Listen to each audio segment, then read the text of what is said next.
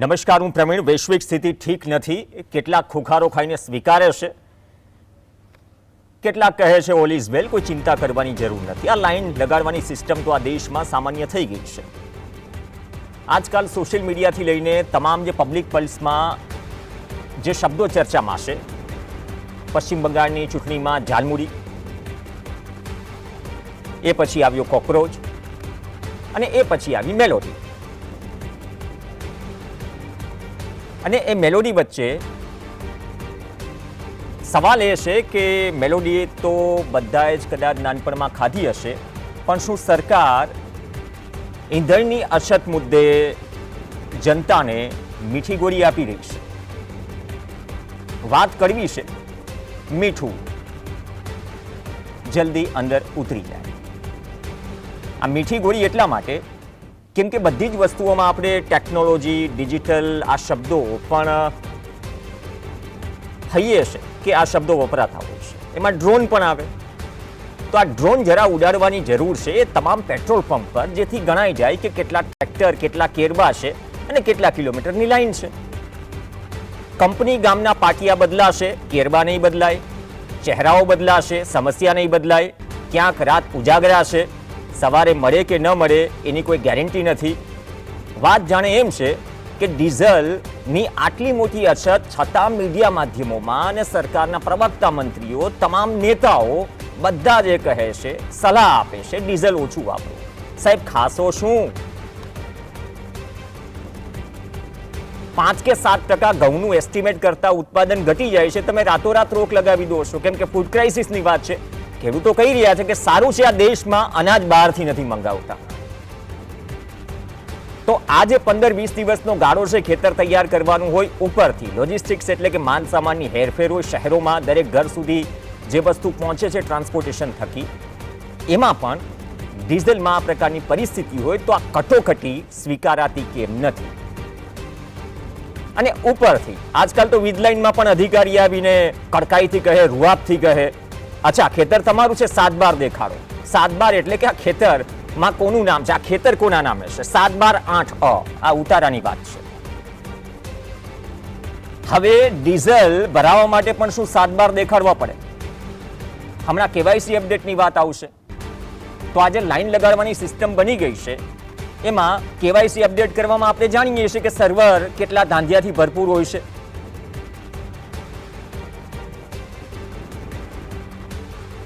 ત્યારે શું એક હાથમાં કેરબો અને એક હાથમાં પરમિટ અને આધાર કાર્ડ સાથે લાઈનમાં લાગશે આ લોકો?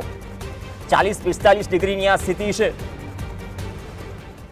ક્યાંક 3 કિલોમીટર, ક્યાંક 4 કિલોમીટર, ક્યાંક 5 કિલોમીટર. મોટાભાગે ટ્રેક્ટર છે. બળદ આપવાની યોજના તો છે નહીં, અથવા હોય તો જાહેર કરવું જોઈએ કૃષિ અને પશુપાલન મંત્રીએ કે આ સ્થિતિમાં ખરેખર કટોકટી છે. હા, જૈવિક ખેતી કરવી, ગાય આધારિત ખેતી કરવી સારી બાબત છે, પણ સામે આ સરકાર ફર્ટિલાઇઝર માટે પણ સબસિડી આપે છે. આ બધા જ વચ્ચે 2 નિવેદન માત્ર, ગ્રાફિક્સની કોઈ જરૂર નથી. 2 નિવેદન કાફી છે કે હજુ પણ જો સરકાર અને તંત્ર આ દેશમાં જનતાને મીઠી ગોળી આપી રહ્યું હોય તો 2 જે સ્ટેટમેન્ટ આવ્યા છે અરામકો અને યુએઈ તરફથી, ગ્રાફિક્સ આવી ગયા હોય તો ચલાવો. 2027 સુધીની આ પ્રકારની પરિસ્થિતિ હશે એ પ્રકારનું સ્પષ્ટ સંકેત આપી દીધા એ કાર્યક્રમમાં બોલી. સંયુક્ત આરબ અમીરાત, યુએઈ, એડનોક કંપની છે. પહેલા અરામકોનું જોઈ લે. અરામકો જે ઓઇલ કંપની છે, સૌથી વધુ તેલનું ઉત્પાદન કરે છે, તેના વડા છે અમીર નાસેર. તેમણે કહ્યું કાર્યક્રમમાં કે જો આ પરિસ્થિતિ જૂનના મધ્ય સુધી ચાલુ રહેશે તો વૈશ્વિક ઓઇલ બજાર 2027 પહેલા સંપૂર્ણપણે સ્થિર કે સામાન્ય થઈ શકશે નહીં. ખાલી 3.5 લાઈનનો આ ફકરો છે, પણ આ ફકરો ચિંતા વધારનારો છે, ન માત્ર ભારત માટે પણ વૈશ્વિક અર્થતંત્ર માટે. હવે બીજું જે સ્ટેટમેન્ટ આવ્યું છે, યુએઈનો પ્રવાસ આજકાલ બહુ ચર્ચામાં છે. સંયુક્ત આરબ અમીરાત, યુએઈ સરકારી ઓઇલ કંપની જે એડનોક છે, એડનોકના સીઈઓ છે સુલતાન અલ ઝાબેર. તેમને એટલાન્ટિક કાઉન્સિલના એક કાર્યક્રમમાં સ્પષ્ટ ચેતવણી આપી દીધી કે આ સંઘર્ષ કાલે જ જો સમાપ્ત થાય, આવતીકાલે જ, જે મલેશિયાના વડાપ્રધાને વાત કરી, તો પણ યુદ્ધ પહેલાના માત્ર 80% ઓઇલ પુરવઠાને પાછો લાવવામાં જ ઓછામાં ઓછા 4 મહિનાનો સમય લાગશે. 4 મહિના. જ્યારે 100% સંપૂર્ણ સપ્લાય ચેનને પુનઃસ્થાપિત કરવામાં 2027ના મધ્ય સુધીનો સમય લાગી જશે. આપણે તો એટલા માટે માનવું જોઈએ કેમ કે આપણે ત્યાં પેટ્રોલ ડીઝલના કૂવા નથી. આજકાલ સરકારો કહે છે આપણે એમાં આત્મનિર્ભર છીએ નહીં. 67 દિવસે આપણે અમેરિકાના કહેવાથી વેનેઝુએલાથી ઓઇલ મંગાવવું પડે છે. ટ્રાન્સપોર્ટેશન બધું, ઇન્સ્યોરન્સ બધું, અને ખાડી દેશોમાં આ પ્રકારની પરિસ્થિતિ છે. તો આ સ્થિતિ સરકાર જાણે છે. શું જાણે છે? તો એ સ્થિતિમાં નથી કે અત્યારે ધીમે ધીમે કરીને થોડો ઝટકો આપવામાં આવે. 3 રૂપિયા, પછી 90 પૈસા, ઓલમોસ્ટ 4 રૂપિયા. અને ગઈકાલે છેલ્લા 48 કલાકમાં જે વર્લ્ડ બેંકથી લઈને મૂડીઝથી લઈને જે રેટિંગ્સ આપ્યા છે ભારતીય અર્થવ્યવસ્થાને લઈને, તમામે અનુમાન ઘટાડ્યા છે. હવે અનુમાન ઘટે એનો મતલબ એમ થયો કે વૈશ્વિક અર્થવ્યવસ્થા સાથે ભારતને પણ અસર થશે. બાકી અમેરિકા ભલે અમેરિકાના વડાપ્રધાન ચીનમાં જાય, ચીનને ના નહીં કહી શકે કે તમે રશિયાથી ઓઇલ મંગાવો. પહેલા નંબરનું એક્સપોર્ટર છે ભારત, 3જા નંબરે છે. આંકડાઓ પણ સરકાર જાહેર કરતી રહે છે.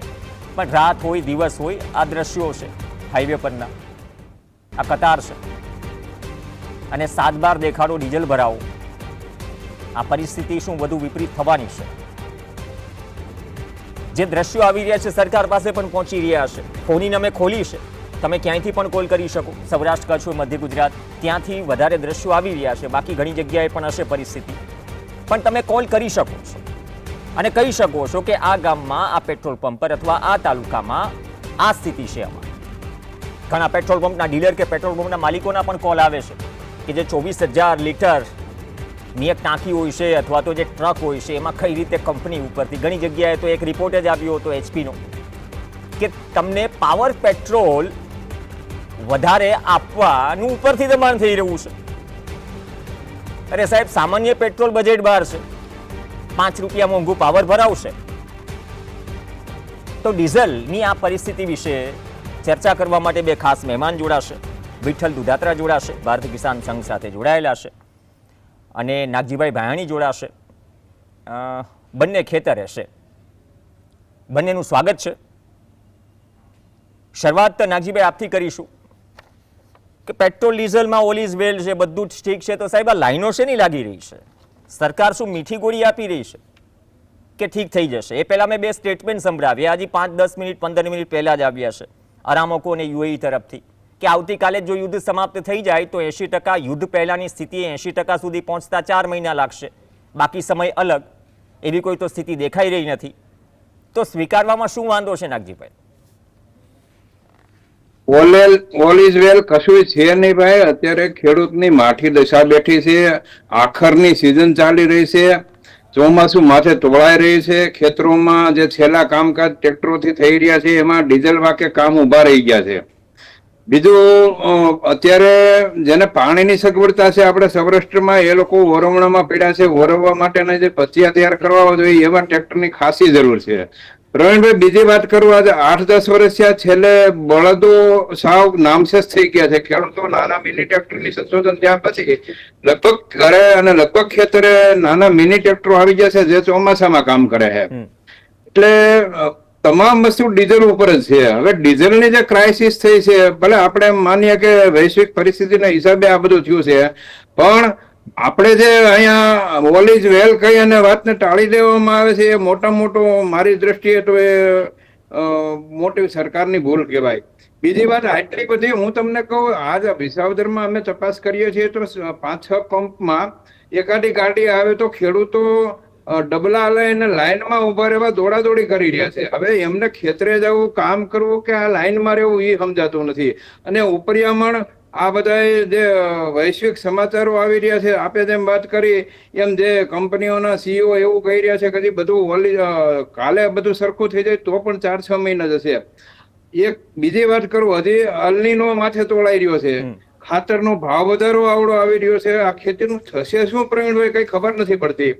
બીજું, દરેક વસ્તુમાં મોંઘવારી, જે વધારે તો ખેડૂતને નડે છે. ખેડૂતના ઇનપુટ મોંઘા થયા છે, ખાતરો મોંઘા થયા છે, ટાઈમે ડીઝલ મળતું નથી, સમયસર ખેતી કામ થઈ શકતું નથી. એટલે આનો સરવાળો આખો ઉત્પાદન ઉપર ભયંકર અસર આવશે. અને જીડીપી ઉપર ભલે 14-15% જ ખેતી આધારિત જીડીપી હોય, પણ એમાં 50% કાપ આવવાની હું શક્યતા જોઈ રહ્યો છું રાહુલભાઈ. બીજી વાત કરું કે ખેડૂતને સામાન્ય જરૂરિયાત માટે જો આવી રીતે દોડાદોડી કરવી પડે તો એ બહુ સરકારની એક ભૂલ જ કહેવાય. સ્ટોરેજ અત્યાર સુધી ચૂંટણીઓમાંથી હતી ત્યાં સુધી ઓલ ઇઝ વેલ હતું બધું. આપણે ત્યાં અહીં કશું ઘટશે નહીં, આપણે અહીં બધું સ્ટોર છે ને આમ છે ને તેમ છે એવી વાતો થતી હતી. જેવી ચૂંટણીઓ પૂરી થઈ એટલે સલાહો આપવાનું ચાલુ થયું કે ભાઈ તમે આગળ વાત કરી 7 બાર લઈ જવાના અને ત્યાં પેટ્રોલ 10. અત્યારે કાલે આગળ મેં 2 મિત્રોને ફોન કર્યો તો પંપ ઉપર એક ગાડી આવે ત્યારે એક ખેડૂત દીઠ 7 બાર બતાવી અને 10 લીટર ડીઝલ આપવામાં આવે છે. એટલે 7 બાર ઉપર 10 લીટર જ આપે છે છતાં પણ. હા 10 લીટર ડીઝલ મળી રહ્યું છે. હવે 10 લીટર ડીઝલમાં થાય શું? કલાકે 3 લીટર ટ્રેક્ટર ખાઈ જાય છે. એટલે એક 4 કલાકનું કામ થતું નથી. બીજું નાના ખેડૂતો જે ભાડેથી ટ્રેક્ટરથી કામ કરાવે છે એ લોકોને તો ટ્રેક્ટર મળતા જ નથી, કારણ કે જે ટ્રેક્ટર વાળા છે એ પોતાની ખેતીમાં રોકાય છે, એનું કામ માંડ થાય છે. એટલે ખેતીનું કામ આમ જુઓ તો અત્યારે બિલકુલ ઠપ થઈ ગયું છે. અને આની એવી ભયંકર અસર ઉત્પાદન ઉપર મારી ગણતરી થશે કે તમે વાત પૂછોમાં. હવે ઉત્પાદન માની લો કે ખાતર ના મળે, તમે ખેતી ન થાય, અને જો કઠણાઈ આપણી છે તો હાલની નો માં સેટિંગ કર્યો, જો ચોમાસું લેટ થશે ને તો ખેડૂતને આ વર્ષે એટલી બૂંદ બેસી જશે કે તમે એની કલ્પના નહીં કરી શકો. અરે નાગજીભાઈ તમે ટ્રેક્ટર ડીઝલ ની વાત કરી. ડીઝલ ના તો સરકાર જ કહી ચૂકી છે આપણી પાસે કુવા નથી. જો કે પહેલા થોડું મોડેથી યાદ આવ્યું, દેર આયે દુરુસ્ત આયે. અને આ સરકાર પાસે બળદગાડાની બળદની કોઈ યોજના છે? બિલકુલ નથી. બળદની હોય તો અત્યારે બળદ ક્યાંય રહ્યા નથી ભાઈ. હા, હું એ જ કહું છું ને. આજે ગૌ આધારિત ખેતી સારી બાબત છે. આજે સૂચનો આપવામાં આવી રહ્યા છે, સારી બાબત છે. એક સામાન્ય માણસ 3 થી 4 કે 5 વર્ષ લાગે તમારે ખેતર ખાલી છોડવું પડે. ઓર્ગેનિક સોખોલ આપણે ઓર્ગેનિકની વાત કરીએ છીએ. આપણે જાણીએ છીએ સારી બાબત છે, પ્રકૃતિ માટે સારી બાબત છે. રાતોરાત તો બધું બદલી ના શકે. નહીં 3 વર્ષ તો ઓછામાં ઓછા જમીન શુદ્ધિકરણ માટેના જોઈએ છે. ટિકિટ તો ગોપકા સર્ટિફિકેટ આપે છે ઓર્ગેનિક નું. અને ઓર્ગેનિક નું એ કઈ રાતોરાત મંત્ર નથી કે બધું થઈ જાય. ધીમે ધીમે બધું થાય. અને તમે એમ જુઓ તો આ 55 લાખ ખેડૂતો કદાચ હશે આપણે ગુજરાતના, તો એમાંથી ના 1 થી 2 ટકાવારીમાં ગણો તો 3 થી 4% ઓર્ગેનિકમાં છે અત્યારે. બાકીનાનું શું? એ તો તમામ બધા રાસાયણિક ખેતી અને ટ્રેક્ટર ડીઝલ થી થઈ રહ્યું છે. એટલે એ તો કોઈ કલ્પનાનો વિષય જ નથી. પણ પ્રવીણભાઈ, આ બધું મારું એવું, મેં એક ઠેકાણે એક લેખ વાંચેલો હતો કે મનમોહનસિંહની સરકાર વખતે આના સ્ટોરેજ મોટા થઈ ગયા હતા, અને એ લોકોએ બહુ ભાવિ પેઢીને ધ્યાનમાં રાખીને સ્ટોરેજની વ્યવસ્થાઓ કરી હતી. અને એ સ્ટોરેજનો લાભ અત્યાર સુધી આપણને મળ્યો છે. બીજી વાત કરું, હું આઈઆઈટી મિશનરી સંકળાયેલો છું. IIM ના ડોક્ટર અનિલ ગુપ્તા સાથે જે ઇનોવેશનમાં ખાસિયત 2000ની સાઇલમાં આજે અત્યારે પેટ્રોલમાં પેલું મેળવવાની વાત થાય છે, એ બધું ત્યારની વાત છે. કોઈથી 5% એ લોકો આગળ વધ્યા જ નથી. અરે ઘણા એવા સંશોધનો થઈ રહ્યા છે કે તેમાં ડીઝલની ના જરૂર પડે. આ બેટરીનું છે, ઈવી છે કે સોલાર છે, એ બધાની ઉપર જે ધ્યાન આપવું છે. હા, નો ડાઉટ સોલાર ઉપર થોડું ધ્યાન આપવામાં આવ્યું છે. એ પણ શા માટે? મોટી કંપનીઓના ફાયદા માટે સોલાર ઉપર ધ્યાન આવ્યું છે. એમાં પણ ખેડૂતો બીજી ત્રીજી રીતે પણ ડાયવર્સિફિકેશન થવું જોઈએ. ડીઝલ અને પેટ્રોલ માંથી લઈ અને ઈવી ઉપર જવું જોઈએ કે હાઇડ્રોજન સાધનો ઉપર જવું જોઈએ. એની માટેના ઇન્ફ્રાસ્ટ્રક્ચર ડેવલપ થવા જોઈએ. એટલા થયા નથી. અને એને હિસાબે અત્યારે આપણે જે ક્રાઇસિસ ઉભી થઈ છે, હું માનું છું ખરેખર ભલે દેશ હિતની માટે આપણે વડાપ્રધાન શ્રીએ જે અપીલ કરી હોય એને ધ્યાન આપીએ, પણ ખાવું શું? તમે વિચાર તો કરો. ટ્રાન્સપોર્ટેશનમાં વડાપ્રધાને બહુ જે અપીલ કરી ખૂબ સારી છે. ખાલી કટોકટીના દિવસોમાં ને આમ આડા દિવસે પણ કદાચ કરકસરનો મતલબ એમ નથી કે તમે લોભ કરો, પણ જ્યાં પ્રકૃતિને નુકસાન થાય તો ઇનપુટ કોસ્ટ ઘટે એ પ્રકારના પ્રયાસો થવા જોઈએ. માત્ર સલાહ આપી દેવાથી પણ પૂરતું નથી, એની અમલવારી માટે પણ એક સ્ટ્રક્ચર હોવું જોઈએ. જે વાત નાગજીભાઈએ કરી, વિઠ્ઠલભાઈ, આમાં તો આપણે ભગવાન બળદેવને પૂજીએ છીએ, ખભા ઉપર હળ છે. હવે એ પ્રકારના હળથી ખેતી કેટલી થાય છે આ દેશમાં? બળદગાડાની મેં વાત કરી, બળદની વાત કરી, અને આ સ્થિતિમાં માત્ર સલાહથી જ બધું થઈ જશે. અને આટલી બધી લાઈનો લાગે છે છતાં પણ બધું ઠીક છે. 1 મિનિટ, એક મેહુલભાઈ જોડાયા છે કોલર, એમને સાંભળી લે. જી મેહુલભાઈ, ક્યાંથી વાત કરો છો? સુરેન્દ્રનગર જિલ્લો, ગામ અખિયાણા, તાલુકો દસાડા. જી બોલો બોલો. હવે ડીઝલ નથી મળતું, ખેતી કેવી રીતે કરવાની સાહેબ? ડીઝલ એટલે કેટલા દિવસથી નથી મળી રહ્યું છે તો કેટલું મળી રહ્યું છે?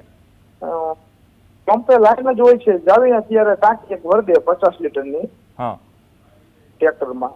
અચ્છા. મારી પાસે 2 ટ્રેક્ટર છે, તો રોજે 40 લીટર એક ટ્રેક્ટરમાં જતો, એક ટ્રેક્ટરમાં 80 લીટર જોઈએ, તો અમારા ટ્રેક્ટર ઉપર છે. એટલે આખા સુરેન્દ્રનગરમાં આ પ્રકારની પરિસ્થિતિ છે કે તમારું તાલુકો અને ગામ કે ના ના આસપાસના ના, બધે બધે બધે આ જ પરિસ્થિતિ છે. ઓકે ઓકે, ધન્યવાદ. વિઠ્ઠલભાઈ, સુરેન્દ્રનગરથી કોલ હતો, છતાં એ બધું ઠીકઠાક છે દાવામાં તો? જો તો લગભગ જે વૈશ્વિક પરિસ્થિતિનું નિર્માણ થયું છે એમાંથી બચવાના જે રસ્તા કાઢવા જોઈએ એમાં ક્યાંક ને ક્યાંક તંત્ર નિષ્ફળ ગયું છે, એ તો ચોક્કસ જ છે. અત્યારે ખેડૂતો 10-20 લીટર ડીઝલની લાઈનમાં ઉભા રહ્યા છે. મારા ધ્યાનમાં તો એવું પણ આવ્યું કે ટ્રેક્ટરો બંધ છે, ખેડૂત ટ્રેક્ટર ભાડાનું કહેવા જાય છે તો ટ્રેક્ટર વાળો એમ કે તમે ડીઝલની વ્યવસ્થા કરો તો હું ટ્રેક્ટર લઈને આવું. કે હમણાં જ એક થેચર હાલતું હતું, તો થેચર હાલતું હતું 20 લીટરનો કાર્બો ભરીને ખેડૂત આવ્યો, 15 મજૂરો ખોટી થતા હતા, થેચર પણ બંધ હતું. એ કાર્બો ભરીને ડીઝલનો નાખાણો, પછી થેચર ચાલુ થયું. એટલે હાર્વેસ્ટિંગ અત્યારે યાંત્રિકીકરણ થઈ ગયું છે. અત્યારે આખર સિઝન આવી છે, ખેડૂતોને ખેતી કરવાની છે, લેવલિંગ કરવાના છે, આ બધું જ કામ પ્રી મોન્સૂન અત્યારે ખેતીમાં થઈ રહ્યું છે. અરે કોડીનાર એપીએમસીએ તો નવી જણસીની આવક બંધ કરી દીધી, ઓફિશિયલ પત્ર આવ્યો, લખ્યું છે ડીઝલની અછતના કારણે. એટલે હવે તમે વેચવા જશો એ તો હા, ઘણી જગ્યાએ હજુ રવિ સિઝનની ટેકાના ભાવે સાહેબ ખરીદી નથી થઈ, અને આપણે અત્યારથી કહીએ છીએ કે વાવ ખરીફ સિઝન માટે અમે બહુ વહેલા ભાવ જાહેર કરી દીધા, તો તકલીફ તો બંને તરફ છે ને? હા, ચોક્કસ તકલીફ છે. પણ એક તમને પ્રવીણભાઈ એક શબ્દ આની પહેલા લગભગ 2-3 વર્ષથી ચાલુ પ્રચલિત હતો શબ્દ આત્મનિર્ભર. તો આત્મનિર્ભર કેદી બનવાનું છે, કેવી રીતે બનવાનું છે? આત્મનિર્ભર સૂત્ર બહુ સારું છે, દેશ આત્મનિર્ભર બને, ગામ આત્મનિર્ભર બને, કિસાન આત્મનિર્ભર બને, વ્યક્તિ આત્મનિર્ભર બને. ક્યારે બને? કે પોતાનું સંપૂર્ણપણે ઇન્ફ્રાસ્ટ્રક્ચર કે ગમે તે દેશ આત્મનિર્ભર ત્યારે બને કે એને એક ડીઝલના ટીપાની બાદની જરૂર ન પડે. અને અત્યારે પ્રવીણભાઈ, મેં તો એવી આ બધું ષડયંત્રો છે, ષડયંત્રો એવા છે કે વિકાસ આડે ભલે વિકાસ ન થાય પણ પેટ્રોલની આયાત બંધ ન થવી જોઈએ, કારણ કે પેટ્રોલની આયાત બંધ થઈ જાય રિલાયન્સ બંધ થઈ જાય. રિલાયન્સને ચાલુ રાખવા માટે પણ અગર દરેક ખેડૂતના ખેતરની અંદર સોલાર પ્લાન્ટ નાખી દે, કોઈ આત્મનિર્ભર જ છે ખેડૂત. અત્યારે ઈવી મોટરસાયકલો થઈ ગઈ છે, ઈવી ટ્રેક્ટરો પણ થઈ ગયા છે, સોલાર એક પ્લાન્ટ નાખી દે, કાંઈ જરૂર નથી. બેટરી માટે કે બેટરી બેકઅપ થી લઈને ચાર્જિંગ થી લઈને એ સ્ટ્રક્ચર નથી ને આપણી પાસે. મેડ ઇન શું વાપરીએ છીએ આપણને ખબર છે. આપણે જેમ પેટ્રોલ ડીઝલના કુવા નથી એમ ટેકનોલોજી પણ આપણે ઇમ્પોર્ટ કરીએ છીએ. પણ પ્રવીણભાઈ, એટલે આત્મનિર્ભર એટલે અત્યારે કહી રહ્યા છે લાઈનો જોઈને કે તમે તમારું જોઈ લેજો. જો ડીઝલ માટે તમે તમારું જોઈ લેજો, આત્મનિર્ભરની વ્યાખ્યા કદાચ આ થાય જે દિવસે જેટલા દિવસથી આ લાઈનો જોઈ રહ્યા છીએ. હજી તો તમે રિપોર્ટમાં આમાં આપ્યું છે કે અત્યારે કાલે જો બધી પરિસ્થિતિનો મેળ પડી જાય તો 5-7 મહિના સુધી કાંઈ થઈ શકે એમ નથી. તો એનો મતલબ હવે કે સરકાર આમાં શું કરવા માંગે છે? અને એક બાજુ સરકાર તરફથી પ્રવક્તાઓના નિવેદનો આવે છે, પૂરતા પ્રમાણમાં આપણી પાસે જથ્થો છે, કોઈ ચિંતા કરવાની જરૂર નથી, કોઈએ સંગ્રહ કરવાની જરૂર નથી. ખેડૂતો સંગ્રહ કરીને ક્યાં નાખે? એક ટ્રેક્ટર 50 હોર્સ પાવરનું હોય એને 200-300 લીટર તો ડીઝલ નું એના બેરલ, 1 કે 2 બેરલ તો ભર્યા જ હોવા જોઈએ. ના ભર્યા હોય તો દરરોજ થોડો લેવા જાય ટ્રેક્ટર વાળો, 2 બેરલ તો ડીઝલનું એની પાસે હોવું જ જોઈએ. એ સંગ્રહ ન કહેવાય. વિઠ્ઠલભાઈ, મને એ નથી સમજાતું. વિઠ્ઠલભાઈ, વ્યક્તિગત તમારી વાત નથી કર્યો, સંગઠનની વાત કરી રહ્યો છું. આ કિસાન સંઘ ખોખારો ખાઈને સરકારને કેમ નથી કહી શકતું કે તમે વીજલાઈનમાં પણ ખેતર માટે આવીને 7 બાર માંગો છો, ડીઝલમાં પણ 7 બાર માંગો છો, ડીઝલની આ પ્રકારની પરિસ્થિતિ છે ને તમે બધું જ ફૂલ ગુલાબી દેખાડો છો. તકલીફ છે, સરકાર પણ જાણે છે, સ્વીકારવામાં શું વાંધો છે? ચોક્કસ પ્રવીણભાઈ, જે હાથમાં હશે એનું નિરાકરણ આવી જશે, જે આપણા હાથમાં નથી કારણ કે ફેબ્રુઆરી મહિનામાં આપણે ચૂંટણીઓ ચાલતી હતી, બાદમાં ઝાલમુરી આવી. 80 દેશો છે અત્યારે આર્થિક મંદીનો જે ભય છે, આ એક રિપોર્ટ પ્રમાણે, કે જેને કટોકટીમાં પોતાના અર્થતંત્રને બચાવવા માટે ઇમરજન્સી જાહેર કરી છે. ઈંધણનો જે ભાવ વધારો છે આંતરરાષ્ટ્રીય બજારમાં, બળતણના ભાવ જે અત્યારથી 30% વધી ગયા છે, પરિવહન ખર્ચ સતત વધતો રહેશે. તમે ખેતીની વાત કરી, તમે ખાતરની વાત કરી, ઇન્ટરનેશનલ માર્કેટમાં 50% ભાવ વધ્યા છે. 50%. તો અત્યાર સુધી આપણે શું કરી રહ્યા હતા? વિઠ્ઠલભાઈ, એ જ પ્રવીણભાઈ તમને કહું છું કે એક સાંસદ અનેક ખેડૂતોની જમીન રીસર્વે ની અંદર કેટલાય ખેડૂતોની જમીન વહી ગઈ છે. વીજ ટાવરની લાઈનોના પ્રશ્નો છે. આ બધા આધારોમાં પૂરું ડીઝલની લાઈનોમાં ખેડૂત અત્યારે લાગી રહ્યો છે. અનેક જગ્યાએ જ્યાં પણ ખેડૂતોની ક્યાંક તમને પ્રવીણભાઈ બહુ દુઃખ થાય છે. એક નાગરિકની એક નાની એવી ભૂલ હોય છે તો એટલા મોટા પ્રમાણમાં એને ટોર્ચર કરવામાં આવે છે. લાયસન્સ નથી, પટ્ટો નથી બાંધ્યો, તો આવી નાની ભૂલની અંદર સતત એને પીડી રહી છે આ સરકાર. અને આ સરકાર જયારે પિંજરામાં આવે છે ત્યારે એને કાંઈક એનું રૂવાડું ઉભું નથી થતું. તો કિસાન સંઘનું કઈ, વિઠ્ઠલભાઈ અમારે સવાલ ન કરવો, કિસાન સંઘનું કઈ વજૂદ નથી રહ્યું? એક મિનિટ, એક કોલ લઈ લઈએ. કોણ છે? જી ગંભીરભાઈ, જણાવો, સ્થિતિ કેટલી ગંભીર છે ડીઝલ માટે? પ્રવીણભાઈ, હવે એક ખેડૂત માટે, નાના ખેડૂત છીએ અમે, બરોબર. હવે ટ્રેક્ટર અમે લેવા જઈએ એટલે ખેડવા ઓલે બાપડા ખેડૂત કે ટ્રેક્ટર વાળા કે અમે ખેડવા બાપુ આવીએ, પણ અમારી જોડે હવે મારા ભત્રીજાને ટ્રેક્ટર છે, કાકા ખેડવા આવું પણ બાજુ ડીઝલ નથી લ્યો. શું કરવું મારે? હવે મારાથી તો મારે 66 વર્ષ, હું એસટી માં ડ્રાઈવર હતો. એસટી માંથી ડ્રાઈવર રિટાયર છે, મેં 18ની સાલમાં રિટાયર થયો. હવે અમારું પેન્શન કેટલું છે? 3075 રૂપિયા. હવે 3075 મહિનામાં પૂરું થાય? હા, હવે એસટી તો હવે એ તો ખોઈ જઈ, બરોબર, અમારે એ રિટાયર થઈ ગયો હું. પણ હવે મારે ખેડૂત તરીકે હું મારી 4 વીઘા જમીનમાં મારે મહેનત કરવાની, બરોબર. તો મારો ભત્રીજો બાપડો મહેનત કરીને મને ખેડી આપે છે, પૈસા નથી લેતો. મને કે કાકા ડીઝલ લાવજો ને ખાલી આપણે ખેડી નાખીએ. તો હવે આ સરકાર આગળ શું અમારે કરવું એમ કહેવા માંગુ છું. સરકાર ભલે ગમે તે કરે, જો નરેન્દ્ર મોદીએ અમને પગે લાગીને ગાડીમાં બેસતો હતો અમારી, જયારે વીરપુરમાં અમે બસ સ્ટેન્ડ નું ઉદઘાટન કરવા ગયા ત્યારે સરદારની અને દરબારની 2 ગાડી હતી અમારી. તો એ બાપડા મગે લાગીને મને કે મેં કીધું જય શ્રી કૃષ્ણ સાહેબ. મને કે જય શ્રી કૃષ્ણ. મને કે બાપુ તમને હું ઓળખું છું, તમે ગોતાવી પડખે ગામના ગરોડિયાના ટ્રેક્ટર લઈને મારા ત્યાં આવ્યા હતા ને કે. મેં કીધું હા સાહેબ, એ આયા બરોબર, બધું તમને ઓળખો છો બધું, પણ અમારી પરિસ્થિતિ આ છે. ખેડૂત હવે બિચારો કેટલો પીસાય. આજે સરકારના અમે કશું માંગતા નથી. અમને અનાજ તો બીજા બાપડા વ્યક્તિને લેવાનું, જે અનાજનો ભાવ આપવો એ આપે, પણ જે કપાસ છે, જે વપરાય છે કાપડમાં ને એ વસ્તુનો ભલે મફરીનો ભાવ, તેલના ડબ્બાના અત્યારે ગણો તમે કેટલો ભાવ છે. ખેડૂત બાપડું પકવે એને ભાવ આપીને જ લેવાનું, એની જોડે તો પીલવવાનું તો મશીન છે નહીં. પીલવવાનું મશીન હોય, ડીઝલની તકલીફ છે, ડીઝલની 100% તકલીફ છે, 110%. એટલે સરકારને કઈક આમાંથી જાણવું પડશે. સરકારે સહનશીલતા કરી આગેવાનોને, સરકારને, અને સરકાર મા બાપ છે, બરોબર. હવે અમે તો બધું આલી મેલી બેઠા છીએ. જમીને અમારે વેરો ભરીએ ત્યાં અમારે જમીન પેલું થાય, પણ જમીને અમારા જોડે તો છે, પણ જેને નથી, જેને મજૂરી કરવાની છે બાપડા, એની મજૂરી. તમારી બહુ સારી વાત છે ગંભીરભાઈ, તમે ગંભીર બાબત કહી. તમે જે હાથવગા નેતાઓ હોય ને, નેતાઓને પણ કહેજો, અને આસપાસના હાથવગા ધારાસભ્યો તો એને પણ કહેજો કે વિધાનસભામાં આ પરિસ્થિતિની, આ પીડા તમારા વિસ્તારની રજૂ કરે, નાના માણસની રજૂ કરે. ધન્યવાદ ગંભીરભાઈ, જીએસટીવીનો સંપર્ક કરવા બદલ. વિઠ્ઠલભાઈ, આ તો જો આ પીડા છે, ડીઝલની તો પારાયણ છે, ડીઝલની તો રામાયણ છે. ચોક્કસ. અત્યારે મેં કીધું એમ 1 સાથે અનેક રજૂઆતો અનેક વખત કિસાન સંઘ પણ કરે છે. જયારે જરૂર પડે તો સ્થાનિક અમારે વિસાવદરની અંદર કાલે મામલતદારને મળીને ડીઝલના પ્રશ્ન અને ખાતરના ભાવ વધારાને વિવિધ પ્રશ્નો લઈને કાલે જ આવેદન પત્ર ને રેલી છે.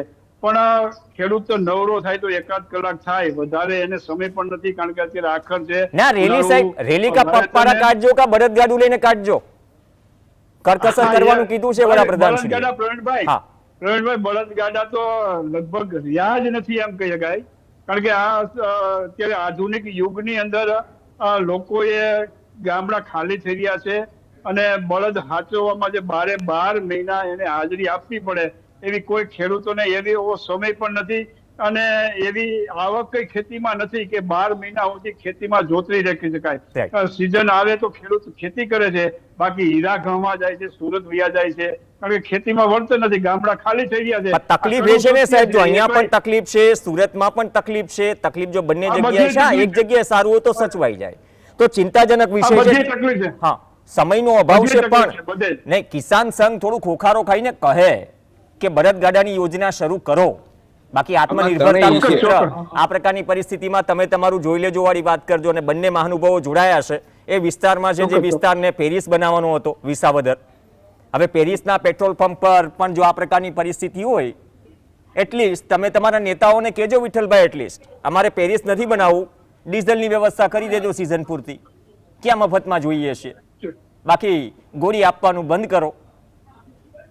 કિસાન સંઘ પણ જોઈએ કે મેદાને આવે છે કે નહીં બળદગાડા લઈને. નાગજીભાઈ, આપનો પણ ધન્યવાદ. પણ જે અરામકોથી લઈને જે યુએઈની કંપનીના વડાએ કહ્યું છે કે જો યુદ્ધ કાલે જ સમાપ્ત થાય તો પૂર્વવત થતા સ્થિતિ 6-8 મહિના લાગશે, 2027 નીકળી જશે. તો આ કટોકટીમાં સામાન્ય માણસ 140 કરોડના દેશમાં અથવા અર્થતંત્ર રૂપિયો એ સ્થિતિમાં નથી, ઝોલા ખાઈ રહ્યો છે 97 આસપાસ, તૂટી રહ્યો છે. તેમાં આ પડકારોને કઈ રીતે સ્વીકારીને સરકાર ડીલ કરશે કે પછી મીઠી ગોળી હજુ પણ આપવાનું યથાવત રહેશે, આવનાર સમય નક્કી કરશે. નમસ્કાર.